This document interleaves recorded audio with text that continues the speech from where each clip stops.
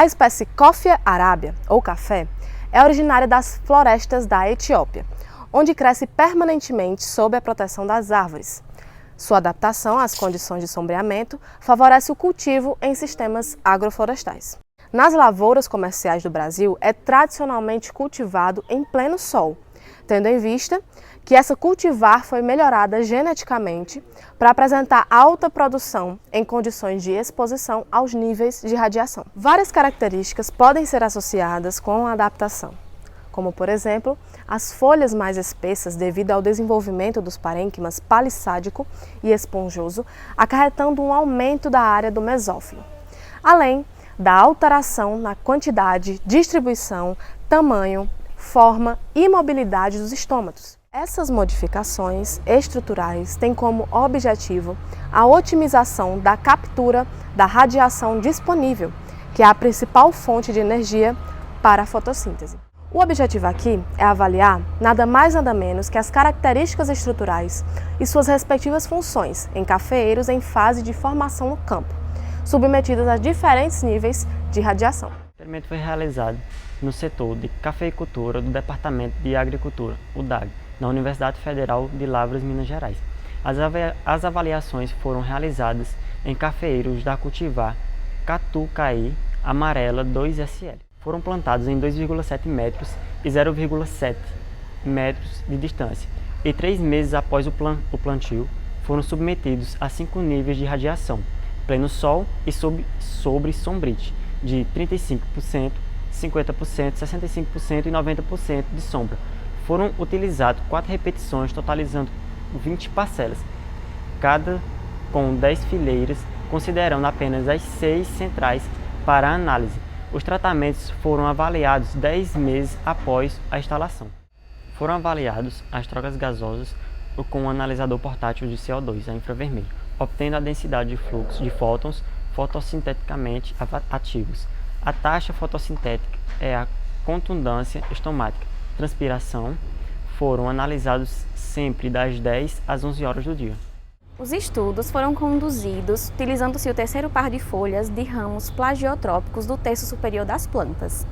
As folhas foram coletadas de 6 plantas por tratamento e essas foram fixadas em FAA durante um período de 72 horas e posteriormente conservadas em etanol a 70%.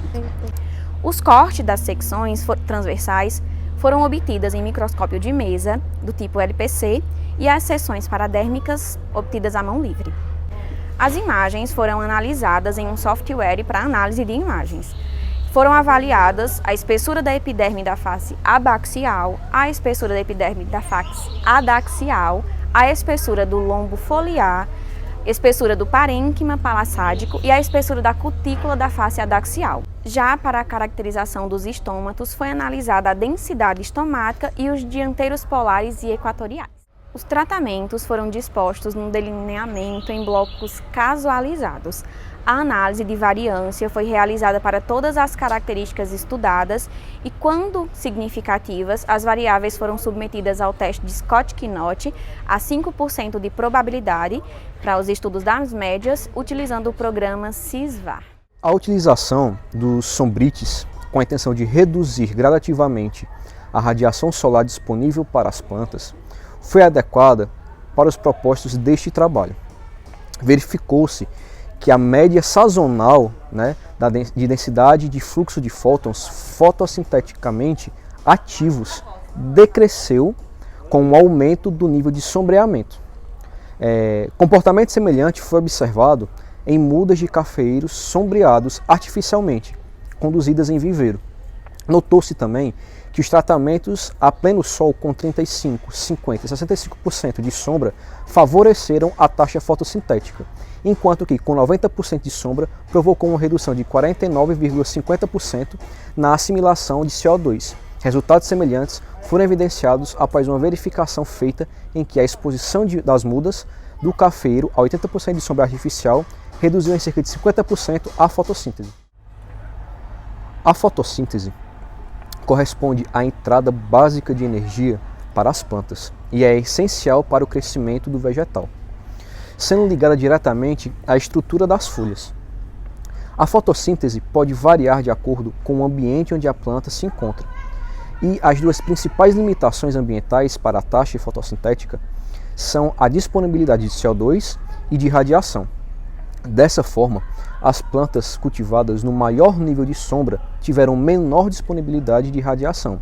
E essa variação causou modificações anatômicas que limitaram a fotossíntese, como por exemplo a redução do espessamento do limbo foliar e do parênquima palissádio, que permitiu menor aproveitamento da radiação incidente.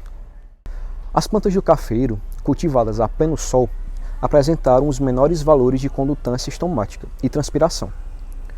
As folhas de sol, tipicamente reconhecidas como possuidoras de características xeromorfas e adaptadas a condições de seca, demonstraram maiores densidades estomáticas e estômatos menores, permitindo assim que os estômatos permaneçam abertos durante um tempo menor para captar a mesma quantidade de CO2, a fim de que ocorra menor perda de água pela transpiração.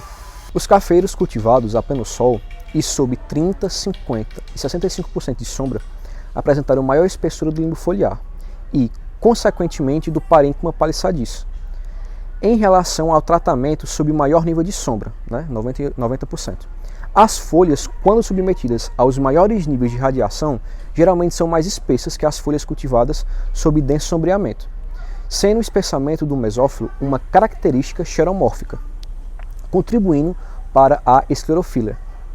Essa característica pode se modificar dependendo da condição ambiental em que as plantas são cultivadas.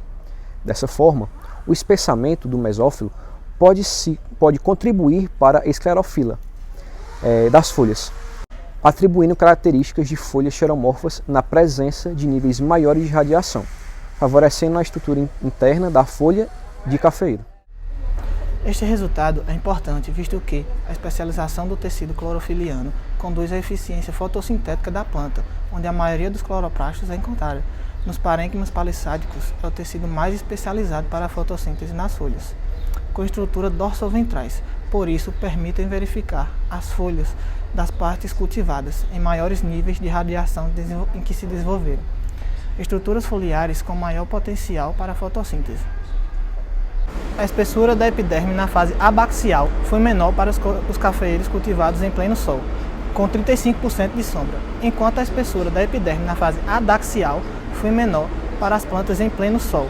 As respostas na fase abaxial foram não tão facilmente observadas, como acontece na fase adaxial. No entanto, não houve influência dos diferentes níveis de radiação na espessura da cutícula, porque na estação chuvosa, época na qual a avaliação foi realizada, a perda de água não foi acentuada e, consequentemente, a planta não necessitou investir em energia para o espessamento da cutícula. Maior densidade estomática foi verificada para as plantas cultivadas em pleno sol, seguidas pelos cafeeiros sob 40% de sombra, sendo os menores valores apresentados nos maiores níveis de sombra. O aumento da densidade estomática pode favorecer o fluxo de CO2 para o interior da folha, sendo esse gás um dos fatores mais limitantes para a fotossíntese. A relação entre os diâmetros estomáticos foi maior para os tratamentos submetidos com maiores níveis de radiação, entre 60% e 90% de sombra, seguidos pelos níveis de 35% e 50% de sombra, sendo menores valores apresentados pelas plantas conduzidas em pleno sol. Com base nesse estudo, observa-se que as estruturas anatômicas com folhas do café arábica e suas respectivas funções apresentam significativa plasticidade morfoanatômicas e as diferentes níveis de radiação solar, adaptando sua forma de acordo com a quantidade de radiação incidente. A quantidade de radiação incidente influencia a estrutura interna das folhas dos cafeeiros e suas respectivas funções. O nível com 90% de sombra não é recomendado para o cultivo do cafeeiro, pois reduz a taxa fotossintética, apresentando menor espaçamento do mesófilo e do parênquima palissádico. O nível com 35% de sombra é o mais recomendado para o cultivo do cafeeiro, em ambiente sombreado, pois nesse nível ocorre melhoria da estrutura interna das folhas, o que pode favorecer características fisiológicas interessantes para otimizar o desenvolvimento dessa cultura. Nós estamos aqui com o experimento da folha do café para fazer o corte transversal na folha, para observar o corte paradérmico e montar a lâmina para ver os estômatos.